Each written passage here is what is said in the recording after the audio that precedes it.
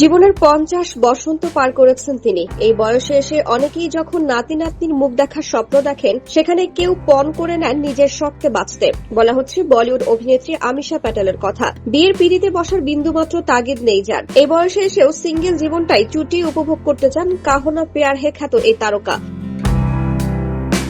সম্প্রতি এক ভক্তের প্রশ্নের জবাবে নিজের অবিবাহিত থাকার এই ইচ্ছার কথা স্পষ্ট জানিয়ে দিয়েছেন তিনি। সামাজিক মাধ্যমে আস্কমি হ্যাশট্যাগে ওই প্রশ্নোত্তর পর্বে এক ভক্ত আমিশার কাছে জানতে চান তিনি কবে বিয়ে করছেন। এর সোজাসাপটা উত্তরে অভিনেত্রী লেখেন, কখনোই না, সিঙ্গেল থেকে আমি ভীষণ খুশি। আমার 100 জন কাছের পরিবার ও বন্ধু রয়েছে যারা আমাকে ভালোবাসে। আমি চাই না কোনো একজন পুরুষ জীবনে এসে এসব কিছু বদলে দিক।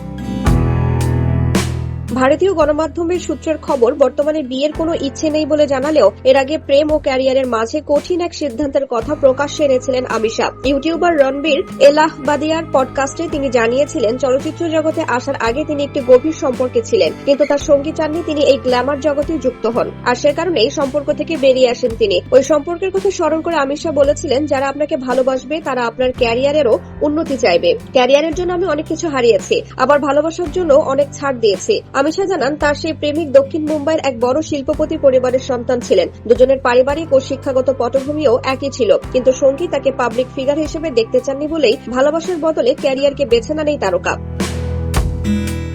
তবে বিয়েকে জীবনের খাতা থেকে পুরোপুরি বাদ দেননি আমিশা। যোগ্য মানুষ পেলে বিয়েতে আপত্তি নেই জানিয়ে তিনি বলেছিলেন, আমি বিয়ের জন্য প্রস্তুত যদি যোগ্য কাউকে পাই। এখনো আমি অনেক প্রতিষ্ঠিত পরিবার থেকে বিয়ের প্রস্তাব পাই। আমার অর্ধেক বয়সের ছেলেরাও আমাকে ডেটে নিয়ে যেতে চায়, আর আমি এতে রাজিও আছি, কারণ একজন পুরুষকে মানসিকভাবে পরিপক্ক হতে হবে। আমি আমার চেয়ে অনেক বেশি বয়সী মানুষের সঙ্গেও মিশেছি যাদের বুদ্ধিমত্তা মাছির মতো। ক্যারিয়ারে দীর্ঘ সময়ে বেশ কয়েকজনের সঙ্গে আমিশা প্যাটেলের প্রেমের গুঞ্জন শোনা গেলেও 2000 সালের দিকে নির্মাতা বিক্রম ভাটের সঙ্গে তার সম্পর্ক সবচেয়ে বেশি আলোচিত হয়েছিল।